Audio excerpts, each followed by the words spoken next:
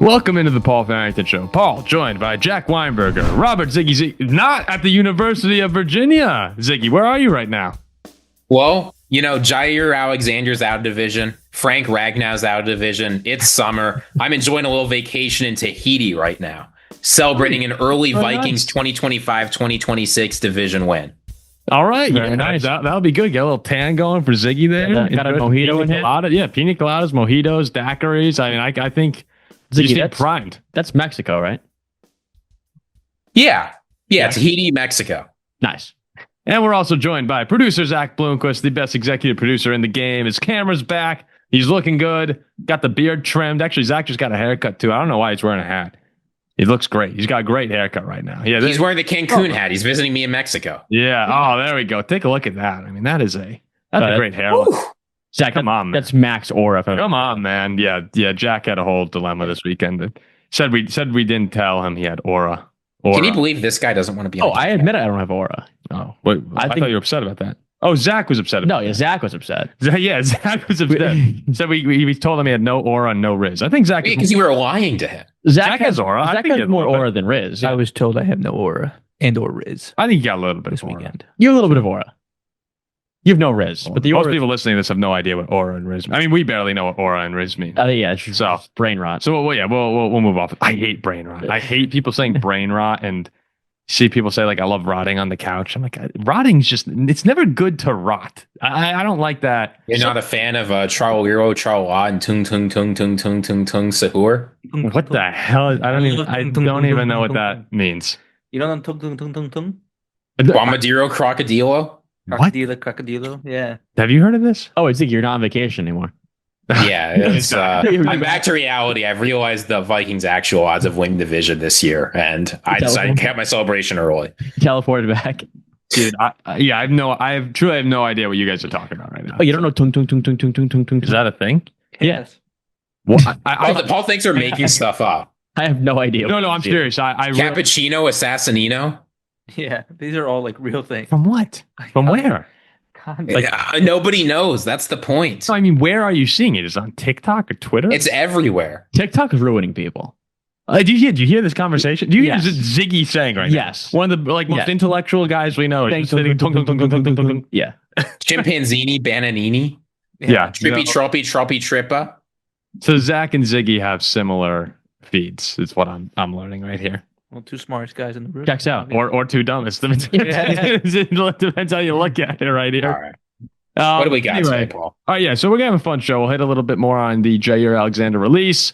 Aaron Rodgers. Rumors are that he was the Steelers' third option behind a couple guys. We'll let you know who those guys were and what we think about that report. There's something I want to clarify later on about what's going on with JJ McCarthy and what some people are saying and how people are reacting to us talking about JJ.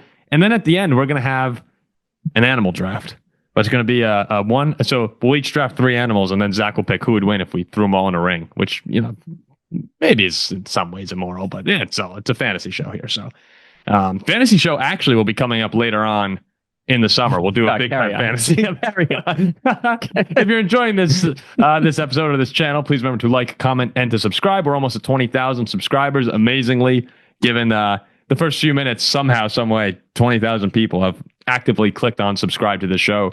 We appreciate everyone, especially the members. And you can become a member by going to the channel homepage and selecting join. There's one big perk if you're this is not a perk if you're a member, but if you go to our community page, you will see there's a sign up link for the Paul Farrington Show's official Fantasy Tour de France 2025. If you happen to play in this and you win, we'll send you a shirt. This is, I think, the biggest fantasy competition of the season for sure. It's way more important than fantasy football. So I expect to see lots of people signing up. Yeah, it's probably the easiest one to win. Does Lance Armstrong still bike? Yeah. Is he the number 1 pick? No. Oh, that's all I know. Did you guys see? It was actually a great sports weekend. Real quick before we start, it was actually an unbelievable sports weekend. I even tweeted it out at one point with the French Open final. You had the Belmont Stakes, the Stanley Cup and NHL games and NBA games up until game 2 of the finals have all been unbelievable. I don't know if you guys have been watching the Stanley Cup, but the Panthers and Oilers are putting on an absolute show every night. It is just pure entertainment. But I actually had one very quick The gripe. Pirates swept the Phillies. Pirates swept the Philly. Yep, first wave of the year. Lost 2 out of 3 to the Red Sox. That always sucks. But there was actually one thing I wanted to say to you guys, and this belongs nowhere in the show, but it really pissed me off, and I just wanted to get off my chest. Do you see Sovereignty won the Belmont Stakes? This is the only horse racing we'll have on the year in all likelihood, but Sovereignty won the Belmont Stakes over journalism, similar fashion to the Kentucky Derby. And Sovereignty did not run in the Preakness. Now, I think I mentioned earlier how annoyed I was about that. But like the quote I don't know if you saw the quote from Sovereignty's trainer about not running in the Preakness. They intentionally skipped it to try and keep Sovereignty fresh for the Belmont, which I guess worked. But he said regarding that the Preakness, if there was ever a horse that could win the Triple Crown, he might have been it. Big, sturdy, came out good. There was no reason physically we couldn't have run in the Preakness. We had no excuse other than we didn't feel like it. The word Preakness, I don't think, ever came up in our conversation. When you have a horse like that, you talk about a lot of things. Preakness was not one of them. And what are you talking about? I just couldn't care less. I know. No. I'm not. That's not what I mean. I mean, like, how you can't come out and say that. Yeah, we had a horse that could win the Triple Crown, but we just didn't feel like it or didn't think about it. No, that just really bothered me. I thought that was such a loser mentality of like, you have a chance with a horse like that who won the 2 races he ran in to be immortalized, and instead you will fade into history as a could have been. At least when you're trying to claim credit for something you didn't do too. Yeah, we had a horse that could have and would have won. We just we didn't. It's like your cousin that like could have gone pro but just didn't. At least make up some excuse. Don't just come out and say it. You don't even need. I thought. I guess the honesty maybe is better than an excuse, but I just thought it was pathetic. Not in that case. I thought it was really pathetic that you had a horse that could have won the Triple Crown and what, the 13 winners, 14 in the history of the sport. Like, I just thought that was a real lame answer from a couple weeks ago, and then when Sovereignty won, it just validated that how lame that was. So that was been 2 since 1978. Yeah, I did. How could you not run? How could Preakness not come up for a Triple Crown caliber horse? I don't know. I think that's really, really bad for horse racing. Not that they might have just lost so much. Look, I think that a lot of people will actually agree with me on that. It's bad for your sport when people don't care about the biggest events in your sport. That's not it's making it sound like the Triple Crown is the NBA play-in tournament. Yeah, it's ridiculous. But anyway, we'll get off horse racing for today's episode. I just wanted to get that off my chest. Thank you, Paul. All right. So, Jaire Alexander now. He was released by the Packers this morning. We're recording on Monday evening. Monday morning, he was released. Ziggy and I hopped on. You could check out. We did 33 minutes on Jaire Alexander being released by the Packers, and probably could have gone a little longer if Ziggy didn't have to get over to work. It was probably good you had to. But Jaire was released by Green Bay this morning. They've officially decided to roll out with Valentine Hobbs and Keyshawn Nixon at corner next season. And now, Ziggy, you said that you got back from work, you went to your lab, and you ruminated, and you thought, and you watched film. I was getting texts from Ziggy all day about Jaire Alexander in the film room. And what did you come away with? Jaire is a tough player to assess. I remember last year, Bob McGinn, who will be very familiar to Packers fans, I'm sure, was talking about how Jaire basically stopped showing effort, and he pointed to the Jaguars game when Jaire came out and said the reason I didn't show effort on the game-losing play of the Jaguars game is because I tore my MCL in the middle of the play. Yeah. So he's just a difficult player to assess. But even when he was healthy and playing well, what I saw in Jaire Alexander was a player who has all the same instincts and ball skills that prime Jaire did, but has lost half a step. So if you're thinking about why the Packers moved on, I think there's a simple explanation. Jaire Alexander still thinks he's a star, and that was just injury slowing him down a little bit. The Packers probably think he's a great cornerback too, and that's not what this room needs. We talked about it during our React, Paul. The Packers need elite talent if they're going to add people. They've got plenty of good players in there. I don't think that around the league, Jaire is seen as an elite cornerback anymore. Still very good. And there are plenty of teams like the Bills, like the Vikings, that could use a great cornerback too, because the room's so barren. The Ravens could use something like that. But I do not think that maybe it was injury. You never know with Jaire Alexander. But I think he has lost an athletic step since 2020 prime Jaire Alexander. And that's why the Packers were ultimately willing to move on. And in your opinion, does that help to justify the move? And if you were the Packers, would you still try to Would you think it was worth them bringing him back and spending a little extra? I do not want to pay, when you've got a cap crunch coming up next year, elite cornerback 1 money to a solid cornerback 2. I mean, there's a real chance I think Keyshawn Nixon is a better player than Jaire Alexander next year. Well, I mean, if that's the case, then it totally makes sense. I think that he would not be the best cornerback in that room next year. I think he'd be an incredible cornerback 2 and can be a real difference maker. But you don't want to pay somebody $20 million to be cornerback 2. Yeah, and obviously if Green Bay had still viewed him currently as a top level corner, they would have given him that deal. Yeah, I think so too. But I was just surprised to hear you say he's been hurt. He's 28. I mean, he's not that old. But I was just surprised to hear you say you think Keyshawn Nixon has a chance to be better than Jaire. I mean, I think it all comes down to, and this is what people are saying in the comment section, it's the availability issue. And some people were upset with me because I kept saying if he's available, and they're saying you can't make that assumption for a guy who's played in 14 games over the past 2 seasons. And you're right. Like, I can't make that assumption. And you need to factor that into your consideration when you're making him an offer. So I mean, it makes sense on that front. Mark Murphy came out and said it. He said he's never healthy. He gets injured all the time. That's which is a brutal thing for the team president to say about. Yeah, but it's very honest too. It's like Bill Mott, sovereignty's trainer. You come out and you just say exactly what's going on here. I thought Jaire was like 35 years old. I mean, it feels like it. How often? I feel like he's been in the league for like 15 years. But look, all I know is if you value him as a cornerback 2, yeah, you can't pay him cornerback 1 money. But there's certainly a market then, and Jaire's going to have to adjust his expectations to get cornerback 2 money.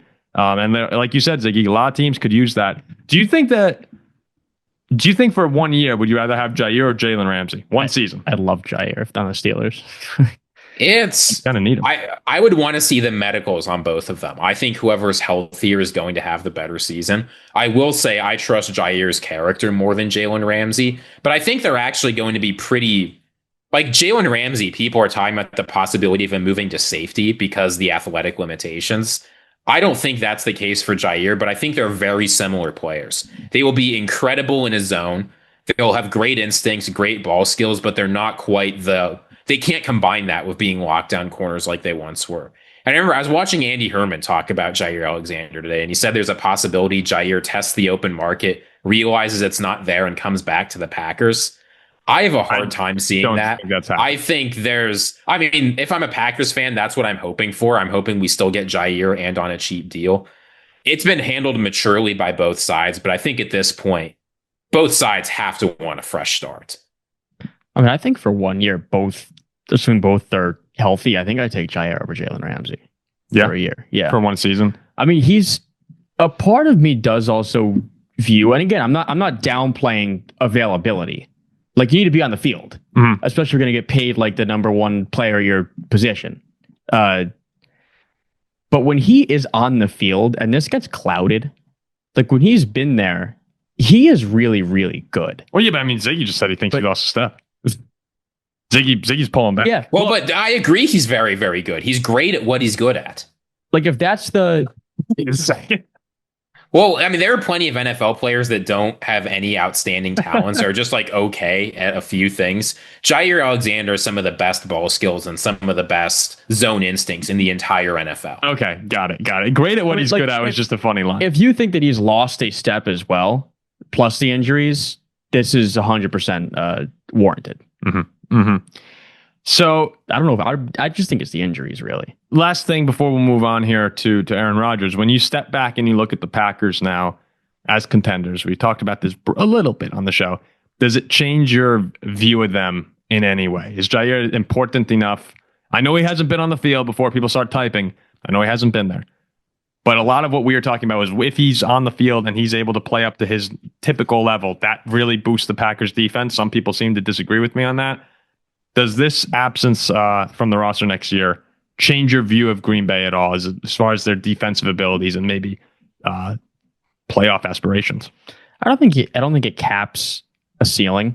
Like, if you thought Green Bay can go a certain distance, should not change the. Yeah, I don't think losing Jaire changes them still reaching that distance. Agree. Yeah, but to have a corner, let's say Jaire plays 14 games next year and he's healthy. 15 games. Big difference maker. Yeah, like to have a corner like that, and not every team does. And it's been years and years, I feel like, since the Steelers have had one. But when you have a good number one corner in the secondary who can guard the opponent's number one receiver, it is huge. Oh, but I do think, like Jaire not on the team is a loss. And a lot of Packers fans probably won't admit it, but I think there's a massive difference. And assuming he's out, like he's been hurt, like so I understand. Like he hasn't been healthy. One thing, but sorry, Ziggy, before you answer that, because Jack, you were mentioning the secondary of the Steelers, and I felt the same way about the Vikings for a long time. Terrible. When you go from having a good secondary in the past to having a lackluster secondary, one that gets picked on, one that the star quarterbacks can, not even stars. Sometimes that's when you start to have the guys like Cooper Rush and Mike White obliterate your secondary, like the Vikings had for a while. It's a helpless feeling. And I know obviously as a fan, I mean, I'm not going out on the field and doing anything. We Ike Taylor, Troy Polamalu, Ryan Clark, and I go to like a bunch of crap. I mean, Jaire is a really good cornerback when he's on the field. And it's just it is a helpless feeling as a fan watching your defense just get picked apart. Yeah. But we know what the Packers defense is, what their secondary is about Jaire, because they didn't have him last year. And their secondary is borderline top 10 when you've got Eric Stokes out there. And now they get Nate Hobbs. I mean, look, of course, if Jaire Alexander could play like an all-pro cornerback one, like that's a loss for them. But I don't think that's ever what he was going to be. That's what the Packers are telling us. They're making that bet. Now, sometimes you get it wrong. Right, the San Diego Chargers bet that Drew Brees was never going to be a decent quarterback. So did the Miami Dolphins. The Dolphins really, I mean, producer Zack can tell you, they sure suffered for that assessment. So it's not like teams always get this right. But the Packers don't have to take the risk on Jaire. They don't need to keep him around and hope that he can tackle effectively. We haven't seen him put out a good tackle in multiple years because he's been hurt so often. Like it is what it is. He played okay last year when he was healthy, but without him, they had one of the best pass defenses in the league. Clearly top 10, borderline top 5. They upgraded outside of Jaire. Guys like Nixon got more experience. I struggle to, I mean, if all their cornerbacks get hurt, it's a disaster. You don't have the depth. But if you have multiple cornerbacks getting hurt, you were screwed with Jaire anyway. What's wrong, Zach? None. No. He's reminiscing about what could have been. He's imagining Lombardi trophies clouding his dreams. Zach just had a painful look in his eyes right there. Maybe it actually is bothering Zach. I think it might be. No. I'll tell you after the show. What? No. All right, I have no idea. Wait, can I call it the Packers fans though, real quick? Sure, you can. Sure. Just shit all over our top fan. Throw yourself on screen, Zach. You can do that now. It's true. That's true. No idea where we're going. 3 up or I'll do it with everybody in here. Just because everybody was a part of this. Because I said in the chat that all you Packers fans were like, we need Jaire. No matter the cost, Jaire has to stay on this team. And then all of a sudden he asked for the money, and you guys are like, no, we don't need him. Goodbye. Like you guys weren't just saying like 3 episodes ago that he was like the end all be all of the team. Like I don't think that's true. I don't remember it too well, but I remember people saying we'd rather have him than not at a reasonable price. And what Jaire said was, I'm not going to take a reasonable price. There's surely at least one comment that Zach remembers, and it's like there's one user that Zach's burying right now. I mean, on Twitter today, I saw a Packers fan genuinely say in response to Jaire getting cut, we have the worst secondary in the league now. I mean, there's always crazy fans. I mean, they sound like people who think they're the real title town. Just clueless, Zach. They're clueless. So before transition to the Steelers and title town, Jack, I wanted to raise a peace settlement to you. Yes. So Green Bay Packers, they think they're called title town, and they claim that title because of all the pre-Super Bowl championships they won primarily. I think that's outrageous. How about we call Green Bay title town and Pittsburgh Super Bowl town? I want to be title town because when you win NFL, has better ring. Isn't Super Bowl town better? When you win, it doesn't sound. When you, I mean, Chicago's got a million titles. The Windy City. Actually, that's the only one I can think of. New York, the Big Apple, the city that never sleeps. When you don't want titles, you want Super Bowl championships. When you win NFL championships, it's like when you won when 10 teams were playing back in like cornfields and nobody really cared. Bro, I'll take it. I mean, I'll take it. If you want, sure. Yeah, but I'm a Yankee fan. I love walking around saying 27. I love it. It's the same thing as the Yankees. Except the Yankees won. When there were 8 teams playing against postal workers and cornfields. We were better than them. That was the same. And we had better postal workers. So to these guys giving me nonsense about, we have 13 NFL championships. I don't care. It's Super Bowls. So if fine, Super Bowl town, I guess. That's pretty lame. But yeah, we are title town. We have the most Super Bowl rings in all of football. I will say it is. I want to clear this up too. NFL championships is total nonsense. When there were 8 teams playing in cornfields, and that's ridiculous. No NFL championship nonsense. Super Bowl, we have the most. We're title town. Can I get one question in here? I got a trivia question. I want to see if you guys know what it was like when Green Bay was winning titles. Their last title before the Super Bowl was 1944. They had the passing yards leader in the NFL, Irvin Henry Comp Jr. I'm curious, can you guess how many yards he had, how many touchdowns he had, how many interceptions? Let's take a guess here. Wait, this was what year? 1944. 1,000 yards passing. So no way. I think he had, how many games played, Ziggy? He played 10 games. I think he threw for like 400 yards, 240 yards. Maybe. I mean, did he 200 yards? No, 40s. What? He led the NFL in passing yards. What was it?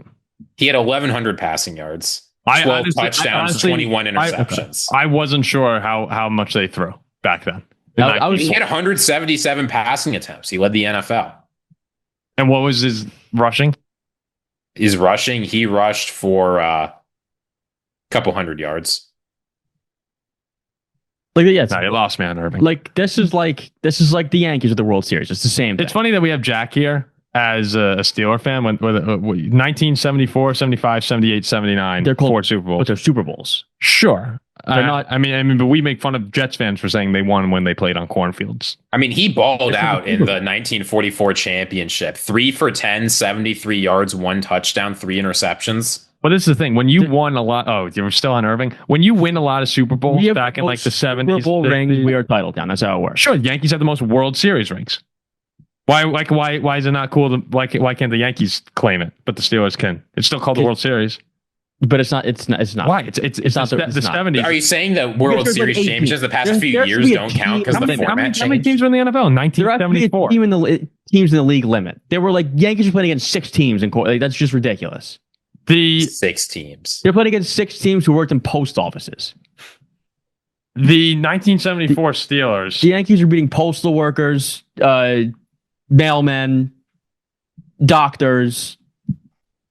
Give me a break. I'm just saying, like when you win a lot, certain number of teams to qualify in the league. What's the number? When you're beating 6 teams and they're all working in the post office, doesn't count as a World Series win. Can you pick the number? 10 teams, 20 teams. At least 15. At least 15. Yeah. Yankees' first championship, there were 16 teams in the MLB. There's 16 teams in 1930s. That's who all worked in post offices. They weren't baseball players. Okay, we're not getting anywhere on this. Postal workers and like chefs, and you're telling me Tris Speaker is a postal officer? Why is that the guy you pick? Yeah, because he's one of the best players of all time. I mean, but I know, but why not say Babe Ruth? They're playing against chefs. Because Tris Speaker is probably better than Babe Ruth, and he's probably like, what is he working? He's a firefighter or a cop? Probably on the side, something. No, on the side is baseball. Oh, I'm sorry. On the side is baseball. Sure. I would say it's the other way on the side. I mean, he played 154 games a year. I think that's not on the side. 6 Super Bowls against. But you're talking about Super Bowls that were won 45 years ago. Okay, Super Bowls against a lot of teams in the league. Sure. I'm just saying that you can't say that count this as like there were a good 10-year. There were a good handful of teams in the league when we won the Super Bowl. Right. A good handful of teams. Sure, you won 1 extra game against the NFL. Yeah. And that's more than all the NFL. And that's why we are title town. I'm just saying. We have more than the Packers. You're walking a fine line here. More than the Niners. I'm correct. Yeah, you're blurring the lines. If we won in the 30s instead of the 70s, it'd be different. Oh, so the 30s versus 70s is the difference. The 40s. I mean, yes.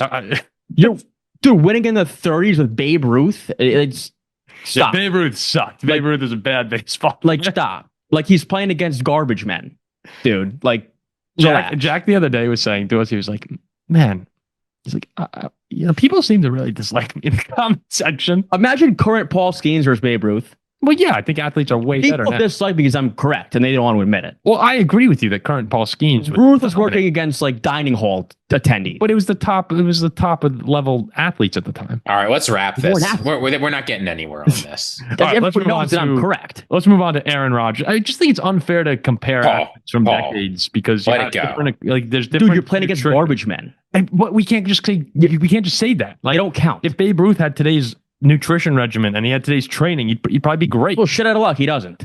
He was playing against like exterminators. I can't argue. I can't. You can't because I'm right. Move on. Yeah, we are title town. Okay. Yankees have bullshit rings and the Packers have bullshit championships. We are title town. Okay. Let it be clear. I do not endorse anything, Jack. Move on. People hate me because they hate me and I'm correct. Aaron Rodgers. Yeah, this is gonna be a bad reception to that. Aaron Rodgers should be.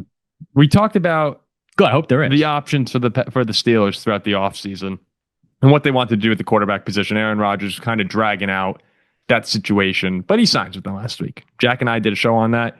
If you want some really strong takes, you can go and listen to that episode. Adam Schefter then came out and he said this was the third option for the Steelers. They were in on Matthew Stafford and couldn't get a trade done. They tried to re-sign Justin Fields. He opted to go to the Jets, where he will meet Rodgers on opening day. And after they couldn't get a trade done for Stafford and couldn't get Fields re-signed, they pivoted to Rodgers. So when we look at that, my first instinct is to say, I don't think Matthew Stafford was really truly in play for most teams. I know that he flirted with the Giants and Raiders. He wasn't in play with anyone. Yeah, I know he flirted with the Giants and the Raiders, but Matthew Stafford, if we want to say he was option one, I think he was also the Vikings option one. He was a lot of teams option ones. But in all honesty, he was never going to leave the Rams. It would have taken something crazy. So forget about Stafford. Obviously, the Steelers would have preferred him. He's I'd rather still a top 10 quarterback in the league when he's playing. As far as Justin Fields goes now, though, I think that if I were a Steeler fan, I would rather roll the dice with 1 year on Rodgers and then start over than re-sign Justin Fields and go through this. Like, I just don't think Justin Fields is a great passer. I know he's 4-2 last year, had some good wins. The Steelers don't either. They benched him after he went. Oh, I know. And clear. Well, yeah, exactly. They benched him at 4-2 because they thought the upside with Wilson was higher. They didn't go back to him. That's what I was going to say is we didn't get a massive field sample size. And he was solid in those games. He was solid. Like, I have a hard time believing, though, that we did try to re-sign him, considering we benched him less than halfway through the season. Like, the question I would have for Steelers fans who might disagree with their direction is, if you said straight up, do you think you have a better chance to win the Super Bowl this year with Aaron Rodgers or Justin Fields? The answer is Aaron Rodgers. I mean, Rodgers. I feel like Fields, watching those games where he was solid, you also kind of just knew that this is not a quarterback who can win a Super Bowl. Not right now. I think Fields is on track to be a very good backup. Yeah. That's the track he's on right now. It's no shade against Justin Fields. He's fun to watch. I love when he gets out of the pocket and he's a great runner, and he'll be okay with the Jets. But there's a better chance. He's Malik Willis, but a little bit better.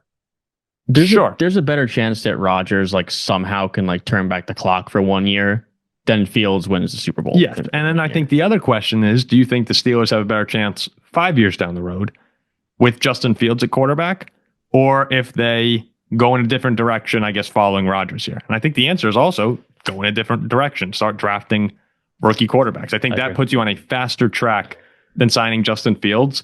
So even if the Steelers, even if they wanted Fields back, even if they wanted Stafford, which I'm sure there were degrees that they did, ultimately they decided not to give Justin Fields the money because he went to the Jets because they gave him a huge deal. And by huge, I mean, 2 years, $40 million, but that was more than he expected. So I think the Steelers walked away winners from this situation. I still think they were on a better track in all likelihood, just committing to this rebuild as opposed to trying to hold on a little longer. But if you wanted to go with the let's try and win now, I like the Rodgers path into a new quarterback next season. And I can't blame the Steelers for being willing to give it one more run. I mean, like TJ Watt getting older, Minkah Fitzpatrick, he's almost 30, Cam Hayward, Alex Highsmith.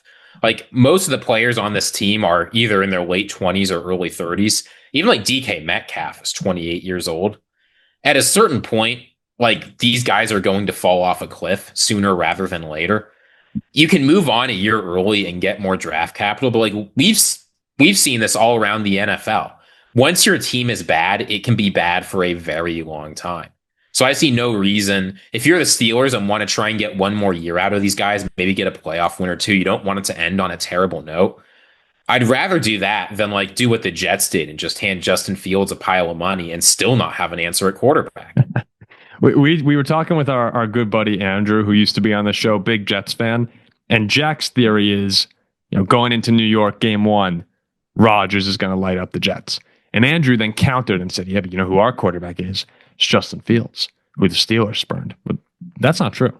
The Steelers did not spurn Justin Fields. He spurned the Steelers. So I think if you're taking a look at this situation, the Jets-Steelers game from a revenge narrative, it's all on your side. It's all for you guys. I agree. It's also funny. I remember, and Andrew's always been a big Justin Fields guy. Like he has. He's loved Justin Fields last year. But last year at this time, he was saying how Rodgers is one of the best QBs in the league. And, Fields is good. And how the narrative changes. Now, a year later, Rodgers off a pretty good season and Fields after being benched. Now Fields is better and Rodgers is just average. Yeah, I find that funny. It's funny how your team, who your team has can change your opinion about the player. Yeah, but I think the revenge angle is all. Pittsburgh's walking into that game much more pissed off than the Jets. So another rematch game for Rodgers next year is going to be when he plays the Packers in Pittsburgh, and that's Sunday Night Football game. That'll be a lot of fun. Jordan Love was asked about it, and he agrees with me. It's going to be a lot of fun. It's going to be awesome. I'm excited for it. So he said it's going to be fun. 3 different ways there. I can't wait to be on different sides, meeting up, and I know we'll talk pregame, things like that, and hopefully we can exchange jerseys after. So we'll have a nice little Love versus Rodgers matchup. It won't have the same animosity that Rodgers Favre had in Lambeau Field. It feels like the Packers-Rodgers relationship, even though I don't think it's repaired too much, it's certainly not a dislike like it was between Favre and Green Bay. Oh, I don't know. I mean, right now it doesn't feel that way, but do not count out Aaron Rodgers' ability to hold a petty grudge. Oh, I'm not. But even when you see... Right, remember when they cut like that undrafted free agent wide receiver that went to Buffalo and you started blasting Green Bay? Like, why'd you let my guy go? It was Jake Kumaro, right? Like some absolute nobody who never did anything anywhere. Rodgers can make a grievance out of anything. He will not be short on resentment towards the Packers. Sure, but I just think when you've seen him this offseason, he's saying we a lot when talking about to Packers fans. And I think that I don't think it's necessarily a great relationship, but it's not a strong dislike at this point in time. But it'll still be a great Sunday Night Football game. Like they will be able to build a story out of it. So what I wanted to ask you guys is when we look at the 2 quarterbacks going up against each other in that game, Love and Rodgers, next year, next season, who has more to prove in your eyes right now? Jordan Love or Aaron Rodgers? Well, first I think we're going to kill the Packers, but that's you've made that abundantly I've made that clear. I think it'll be like 52-3. You have successfully ripped apart the Packers past, present, and soon to be, I'd imagine, future in the past 20 minutes. With that said, I like the Packers. I do. But it's just banter. Yeah. I think for next year, certainly it's Jordan Love. Aaron Rodgers, I get it, and I just said this on the Rodgers reaction, is he's coming off an Achilles injury. He's 42 years old. A lot of people wondering if he has it, if he's washed up. I just think the difference is the amount that they're being paid and the age. This is a huge year for Jordan Love. He's paid like a quarterback who can win a Super Bowl. Aaron Rodgers is on a 1-year deal. Jordan Love just got a receiver in the first round. Aaron Rodgers, if he goes out and he has a mediocre season, people will say, okay, I guess we expected that. I think Rodgers can only do better than what people think. For like his legacy? Whereas Rodgers' legacy, yeah. I get, yeah. Like if he goes and takes us to the playoffs and goes any further, I guess. If he sucks, people say he's 40 years old. Right. What more do you expect? But if Jordan Love goes out and he sucks now with what he's being paid, still being young, with Matthew Golden, that's going to be really, really, really bad. So I think Love has a lot more to prove than Rodgers does. Rodgers has a Super Bowl. He's proved that he can like take he doesn't even far. belong in the discussion to you anymore. Yeah. Above who that's what I'm saying. Love has all the world to prove. Rodgers, I don't think as much as people think. Ziggy? So I agree with what you said about the relative situations, but I think Aaron Rodgers is the one with more to prove. And the reason is simple. Think for Aaron Rodgers, like just Jordan Love, what's his legacy going to be? Who knows? Who's he going to be? Who really knows? Maybe he'll be a Hall of Famer. Maybe he'll just be a decent quarterback. But for Aaron Rodgers, we know where this guy's ending up. Like you said, Jack, he's a legend. He's going to the Hall of Fame. So the question for me is, how is Aaron Rodgers' last years going to be remembered? And right now, it's simple. He was a washed-up bum who stuck around the league too long. Right? There's that bad year in 2022 in Green Bay after like the 2021 playoff collapse. That was largely his fault.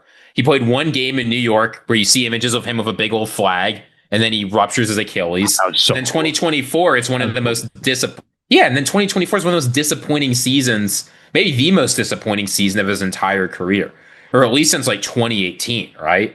So that's who Aaron Rodgers is going to be remembered as. He was good of the Packers. He won a Super Bowl in 2010. He had some nice regular seasons and then nothing. Mm-hmm. Aaron Rodgers, if he wins a playoff game with the Steelers, I'm not saying he's going to win a Super Bowl and that's going to transform his legacy, but all of that hate, all of that blame will be moved on to the Jets organization. He was cursed on the Jets, but he was still good. So I think Aaron Rodgers has a chance to change the way that people talk about him in a pretty significant way. If he just puts together a good season, Jordan Love, if he sucks next year, he's coming back to Green Bay and he still gets another chance to get it done. Aaron Rodgers, this is it. If he has a bad season in Pittsburgh, whether or not it's his fault, he will be remembered as a guy who stuck around too long and couldn't get it done anywhere outside of Green Bay in the early 2010s. And that's honestly kind of like Favre, right? Like you talked to me about Brett Favre's guy, the Jets, where it was awful. But he had the magical Viking year, and that was enough to save the way you view the end of his career. Like the last, even though 2010 Minnesota was terrible. That was a disaster. That was a disaster, and Favre's last play was being essentially like carried off the field at what was it? TD? Where the hell was it? The Gopher Stadium. I can't remember the name right now. It was frozen. And we were outside against Chicago. He has head slammed into the ground. And let's be clear, Brett Favre won one playoff game in Minnesota. Yeah, but it was but I mean, that's all it took, right, for his legacy to be completely transformed. I will say though, that also may have been Brett Favre's best season ever. Just saying that. People are going to be upset about that. He was on. If Aaron Rodgers puts together, I mean, he's not going to put together the best season of his career. But if Aaron Rodgers puts together a great year, you must admit it's going to completely change how in 10, 15, 20 years people talk about him. That's how Eli Manning is viewed now, I guess, sticking around too long. Yeah, but Eli Manning was never a legend. Like Eli Manning was That's true. Eli Manning was a good player who had two magical runs. Like if you, I mean, you could get into this whole entire Eli conversation. Like if you had a game to win that you needed to win, I'm not sure where Eli falls. Like 2-minute drive, yeah, he was unbelievable at the end of games. But if you had like a game of your life on the line, I don't know if Eli's cracking your top. What 20? I don't think he is close to the top 20. I was thinking like, would I go to like top 50? 50? He's got to be in the top 50. I mean, to give you an idea, I just looked up. I was curious who people say. I looked up on Reddit which former player hurt his legacy the most by staying in the league too long. This is from 2018. Is this football? Because I mean, there's some. Yeah, NFL. Okay. The number one answer is Tom Brady. Well, that's stupid. No, but it's the most popular answer. People say he should have retired a few after he won his latest Super Bowl, sticking around like that ugly stink in New England had a chance to tarnish how people thought him. He didn't have a great defense. He was no good. Obviously, he won a Super Bowl in Tampa, But if he just had a pretty good season there, that would have been good enough. I truly have no idea what you're talking about with these people. Brady was amazing in Tampa Bay. No, but what I mean is, I'm not denying that. No, this is before the Tampa Bay thing. Didn't he win before he went 2018? This is a couple years then. It was after his last year of the Patriots when he decided he was going to go to Tampa. These guys know what they're talking about. He won the Super Bowl in 2018, didn't win it in 2019, and won it in 2020. Look, man, what do you want? I guess people are crazy through that pick to the Titans. I don't. Donovan McNabb is another one of those guys, I think, because of that Minnesota stint. Like, people forget how good he was with Philadelphia for so long. Minnesota. Oh, I remember that. Actually, anyone who remembers this, the first 4 games of the McNabb era in Minnesota, we were killing people. At least 3 games, we were killing people at halftime. We were up like 20-0 in 3 straight games, essentially.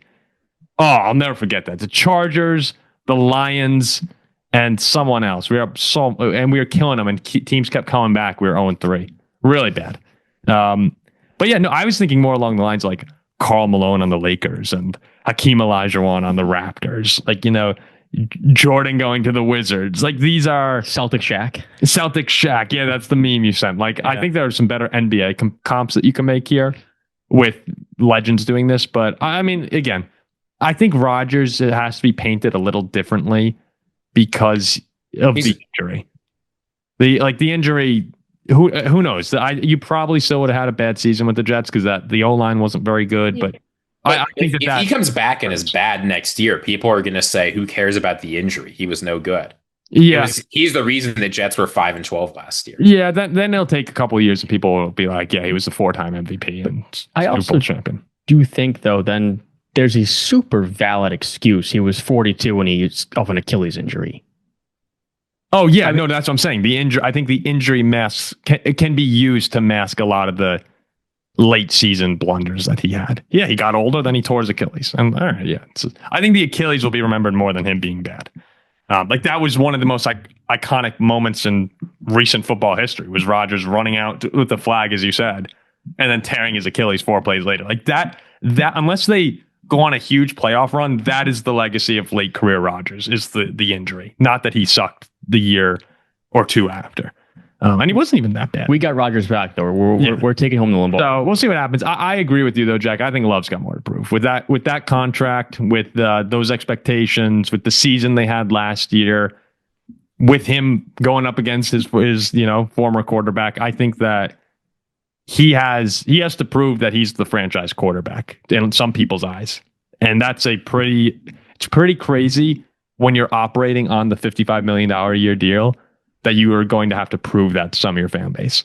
And that's what Love's going to have to do. Most of your fan base. But yeah. So I think that'll be a lot of fun to watch, though, that Steeler-Packer game. I'll be in attendance. Okay. We should go to that game. That would be really fun to go to. Do a live show or something. That would be awesome. We should do that. A little Steeler-Packer pregame. That'd be a lot of fun. We got one comment from, I forget who it was. One of our fans said he'll be there. And if he sees us there, we'll do some shots. The last thing I wanted to talk about was the JJ McCarthy, some of the JJ McCarthy storylines that have been going around. And I wanted to clarify, I think people think that I'm way higher on JJ McCarthy than I might actually be. And I understand that that's because I had JJ McCarthy has some Tom Brady tendencies. But we heard an even crazier comparison just a few days ago. So maybe we should be apologizing to you. Oh, did you see this, Jack? Harrison Phillips, the Vikings defensive tackle, came out and he said he reminds me of Josh Allen when I saw him in Buffalo.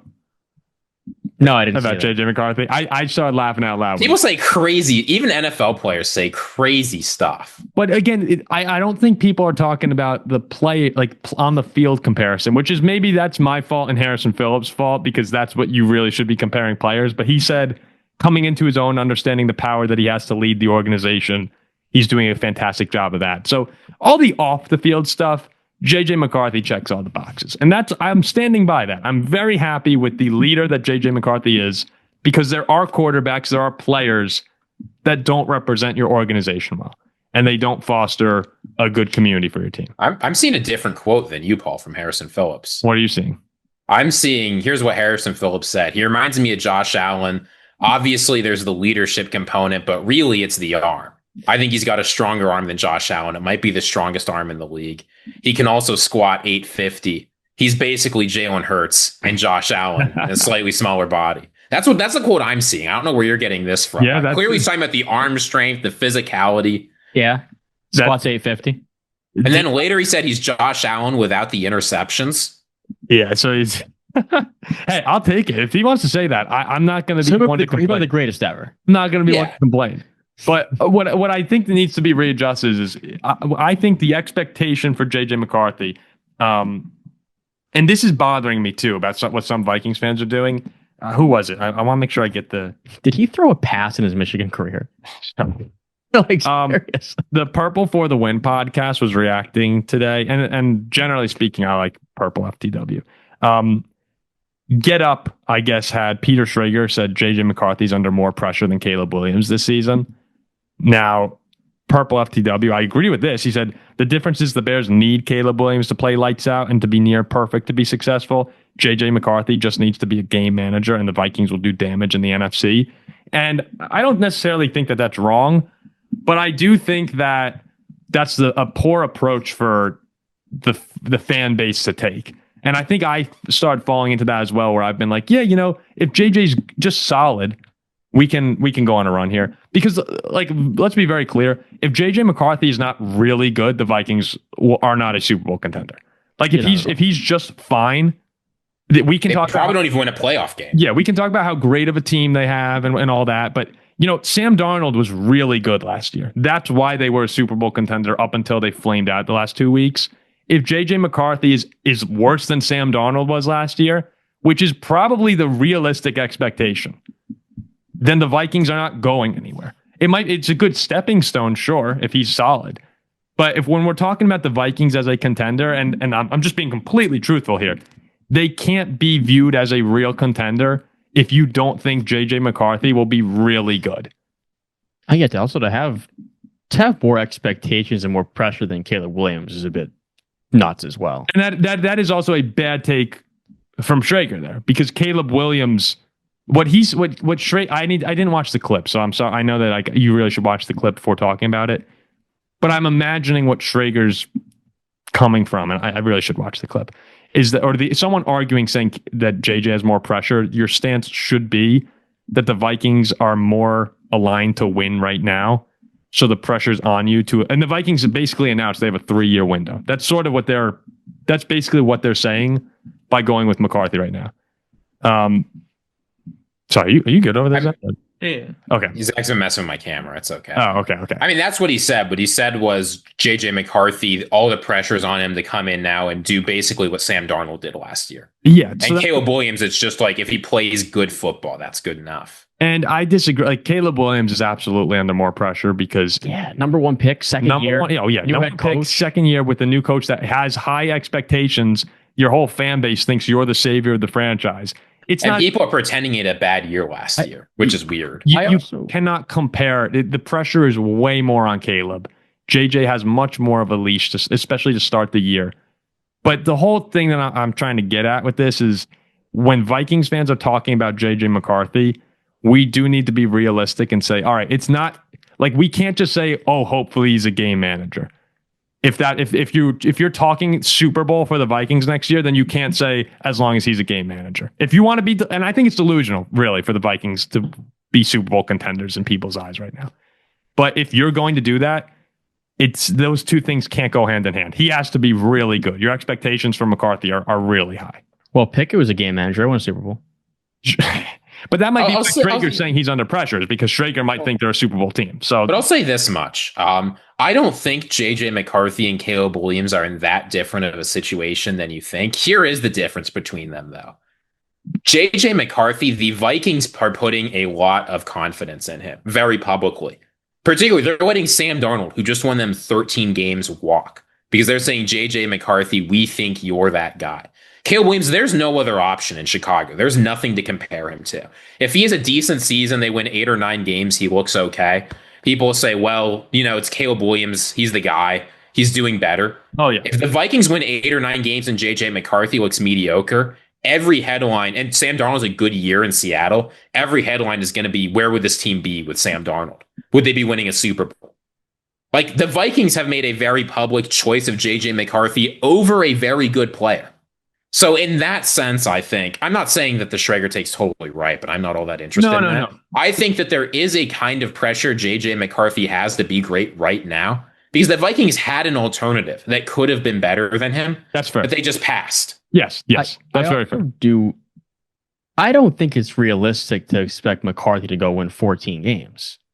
No, it's not. And the schedule's way harder this year than last year. There's a lot of factors. The chances are, too, and people won't admit this, but if Sam Darnold comes back, they don't win 14 games again.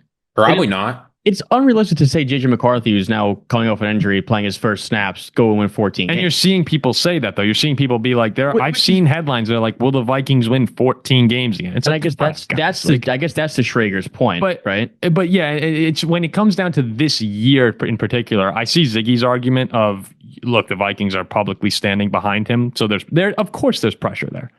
And maybe in the long run, Caleb and JJ both have a lot of pressure of being starting quarterbacks for teams that are hoping to get back to Super Bowl worthy caliber.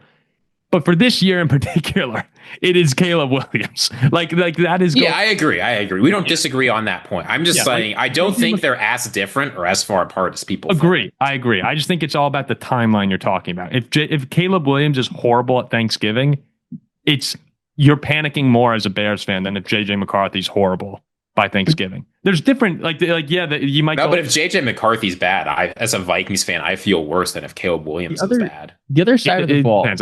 If Darnold's lighting it up in Seattle, yeah, but there's more factors that go into the Vikings feeling bad than the Bears. The other side of the ball is this is just what the Bears do. Like, they've had so many early first round quarterbacks who have stunk. If it happens to Caleb Williams, I think you might be able to just blame the franchise. Where if, which he's already set himself up for with the book that's coming out. If Caleb Williams is playing poor and McCarthy's playing poor and Darnold's playing well, I might be more upset being a Vikings fan. Okay, yeah. If I'm a Bears fan, I'm like, you know what? It depends how well. I mean, yeah, if Darnold's playing MVP football, I'm not expecting that. If he's playing MVP football, I will be upset. If Caleb stinks, on which he does, but when the Bears fans just like par for the course, when the Bears fans find that out, they might just be like, you know what, this is just a Bears thing. It's just the Bears. The very, very, very final thing before we do this draft is I saw like Score North on Purple Daily. They said regardless of how I think it was Ross Tucker said, regardless of how excited the Vikings claim they are, they probably have some concerns with JJ McCarthy. And yes, everyone should have some concerns when you have a rookie quarterback coming in. But I think all the points we're making right here, when people tell you the Vikings, if reports come out that the Vikings don't believe in McCarthy, like they would, it's not like Daniel Jones and Sam Darnold signed for $60 million a year. Like, if they really didn't believe in McCarthy, they could have forked over the money. Daniel Jones left because he believed there was no chance to win a starting job in Minnesota. So the two things you should take away from this are the Vikings absolutely believe in McCarthy, and the Vikings need him to be very good to be contenders. And anything other than that is people being a little delusional. All right, let's hop into this animal draft that we're going to do. So the way it's going to work, we're each going to take one turn picking an animal that will represent us in a standoff. Well, Ziggy, you're saying that oceans count? I think you should. I think sea creatures should count. Absolutely. I'm just curious. Like, if you have a rhino fighting a shark, that doesn't really feel. You got to have a well-rounded team. But I'm thinking about it like in on land in like a cage match type thing. So wait, are you saying like Ziggy, if we start off in the Fortnite? No, I'm thinking you got to have a well-rounded team. You got to be able to defend the air, defend the land, defend the sea. Nope. You know what? Yeah, we'll have it. Oh, I'm thinking like all out, just like brawl. I'm thinking a brawl. I'm thinking a brawl. I'm thinking like they slowly pure cage. Like they, yeah. All right, pure cage. Okay, only land animals. Only land animals. Yeah, because I'm in a shark in a cage. All right. Well, this is pretty insane contest here. All right, this is an absurd draft. Yeah, this is a bit is a better one to. Well, hold on. One question. One more question. Are these animals bloodlusted? Let's. Like, do they have their normal behavior, or are they all just trying to kill each other? Well, hold on. Actually, before we get into this, is it better to just do an animal draft where we just do straight up animals, or is this the right way to do this? Oh, we're like Michael Vick's right now. Is the right way just to do an animal draft? and Zack picks who has. Then you could do. I like the scorpion more than the like tiger. Like, no, that's a dumb draft. Okay, fine. We'll have the brawl. We'll have the brawl. You know, people talk about this stuff on all of them. Okay, so Ziggy, let's just say that they're getting in the cage, understanding that this is a fight. It's like, this is a fight. They are bloodlust. Yes. Yeah, bloodlust. Okay. Can I take Zack one overall? All right. Zack, give me three numbers, one through three. 7, 5, 4. What? 3, 2, 1. 3, 2, 1. Yeah. All right. It goes Ziggy, Paul, Jack. All right. It's over.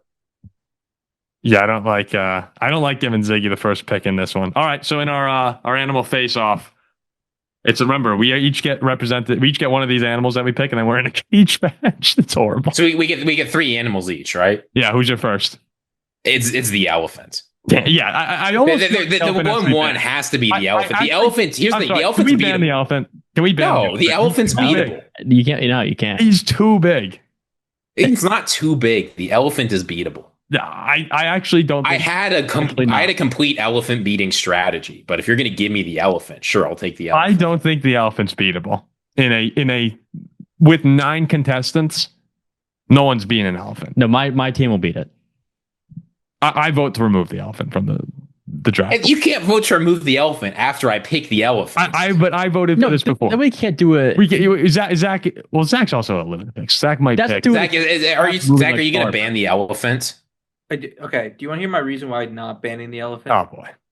And my reason behind it is, remember, this is a cage.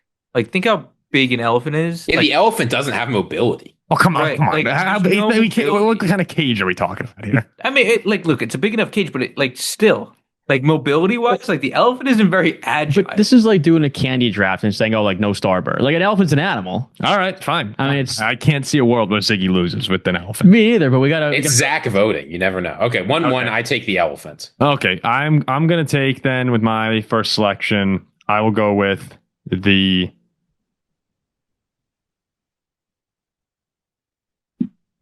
I'll take a polar bear. And that just gets housed by an elephant. I mean, yeah, that's it. You're not thinking very carefully here, Paul. No, I'm trying. There's I don't know what beats an elephant. I don't know enough of the poisonous animals. There's better picks than a polar bear. But I'm trusting that you're not going to take one of the ones that I'm eyeing. Jack's horrendous at this, guys. The standings will go Ziggy, Paul, Jack. That's almost a guarantee. All right. Well, hold on. Let's see what Jack's got here. I'm taking a poisonous spider. Oh, you got one like the Black Widow? Is that what you're taking? I'm taking a poisonous spider. Being stepped on. No, it's going on the neck and biting the neck of the elephant. Do you know how sharp spider fangs are? They can't penetrate an elephant's skin. Yeah, I can. That'll bite its neck and the elephant drops dead. All right. Okay. That's what Jack says. What's your second pick? I'm going to go to maybe poisonous frog. You're going for like the dart frog? Yes. Jack's playing the long game where they get eaten and then slowly kill. You understand, like, there's nothing as beating an elephant in physical combat. You've really hurt. Yeah, Ziggy's going to have an impenetrable team. The only things that can kill Ziggy's elephants are my poisonous animals. Your polar bear is getting killed. But what if they stomp on him? Well, then that's the chance I'm taking. But like they'd have to. But a frog like hops around, boom, boom, boom, boom. It's elusive, and then hops on, leeches itself, and poisons. But I don't think. Okay, that's the pick. Poisonous spider and a poisonous frog. I think I'm gonna go with good. Wow. I can't give Ziggy. If I give Ziggy Rhino, then nothing on earth will be able to break through those two guys. Elephant and Rhino. I mean, those hides are pretty strong here. Oh God! All right, I'll go rhinoceros. I got a polar bear and a rhino. They're getting killed by my poisonous animals. I don't think your poisonous animals are close. All right, go ahead, Ziggy. All right, at the 2 here, I'm taking the southern alligator lizard. It's a lizard that's shown complete immunity to black widow venom and a variety of other poisons. Oh, so you're going poison. I'm going anti-poison. Your black widow can't hurt this, even if you kill my elephant. Southern alligator lizard. Wait, like this tiny like. Wait, so that can't be poison. So Ziggy, it's immune to poison. It's immune to venom. Yeah, but he's not immune to getting stepped on by a rhino. No, well, so that's what the elephant deals with the rhino. And that just kills my poisonous animal. Southern gator lizard? the southern alligator lizard. Okay, sorry about that. All right, and Ziggy's opened the door here. And number 3 here, we're taking the Indian red scorpion, the most venomous scorpion. All right, you guys have opened. You've really... So I've got a well-rounded team here. The elephant beats all the big things by a mile. The scorpion poisons all of the things that are vulnerable to that. And then I've got something that's immune to poison. I've got rock, paper, and scissors. My Black Widow poisons everything before anything else. Okay, so I have a polar bear, I have a rhino. They just get killed by the elephant. And now... Is a spider an animal? Yes. What else would it be? Yes. Be an insect. All right, it's a freaking animal. I see where he's coming from. coming. No. It's an insect. This is a disaster. Hold on. Let me just see. Where's your research? Is an ant an animal? I think that I'm going to go with... What? An answer. An insect. I think I'm going to go with the hippopotamus here. I got polar bear, rhino, and hippo. I mean, these are mean, big animals here. They just get poisoned. No, my things are... I don't think you guys understand. Your thing has to actually bite my animal. You get to... my elephant deals with all those. I don't know if an elephant beats a polar bear, rhino. I can't tell you. I'm completely unconcerned with your poisonous animals. They're not even registering for me. And that's where we get you. It could be. I don't think so. All right, so Jack, you have the Black Widow and the dart frog. What the hell is a dart frog doing? A poisonous dart frog. How is it's it going to get eaten and then it'll kill whatever eats it? It's poisonous, not venomous. That's the difference. The Black Widow is venomous, which is good news for you. Yeah, so I sacrificed... The only thing is the polar bear's in trouble. I sacrificed one of my players for the polar bear. Because nothing else, the elephant, rhino, and hippo are not eating it. Maybe the hippo. So I'm the one who loses here. Anything could eat it, right? All right, well, what's Jack's third pick? What's your third pick? Black Widow, dart frog. You want a mosquito? I'm going to go with a fox. No, I'm kidding. He's quick. He's really quick. Look, a non-cage match. Nothing. I might take a fox. There's one answer you can go for here, Jack, that I think fits your team. I'm taking a silverback gorilla. Yeah. Oh, man. We got the silverback gorilla and 2 poisonous insects. So, Jake, can I just ask an honest question? Get the Black Widow. In the world of venomous animals, why are you picking the Black Widow and not the King Cobra? That's good. That's a good point.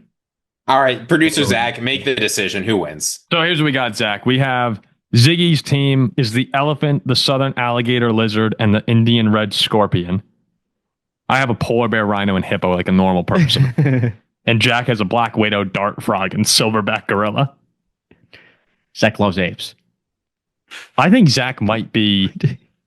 Paul, Ziggy. Jim. Let's go. Wait, this is insane, this draft. You're picking a guy who just took rock over a guy who took rock, paper, and scissors. Wait, you guys understand? We did the animal draft, and we picked maybe the smallest animals possible. Not all of us.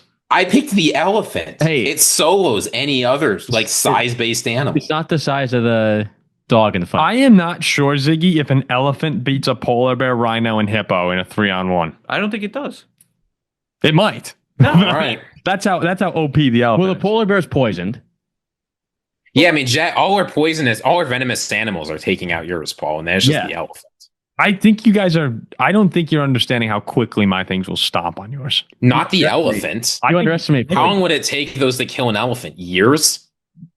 This is a full-grown elephant. Underestimating a rhino's horn. Yeah, none of you got... Have you seen elephants and rhinos fight? Jack, you have a nice... Oh, no, the elephant would crush the rhino, but none of your poisonous animals are hurting a rhino. No, those are just to deal with. No, but the rhino just gets soloed by the elephant. Yeah, but I'm sorry, Ziggy. Your alligator lizard and Indian red scorpion are not going to protect. Those are just to deal with Jack. Yeah, so I'm 3-on-1ing. How about my silverback gorilla? You guys are gonna have your insects fighting in the corner. How about my dogs are gonna be playing in the center stage. How about my silverback gorilla? He's irrelevant. Strong animal. He's irrelevant. That's where we get you. Yeah, Jack's a sneaky. That's the worst. Let us know what you think.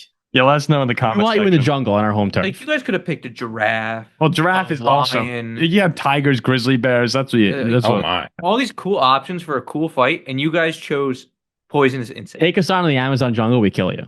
Yeah, it's road, but anywhere on the road, you get scorched. Yeah.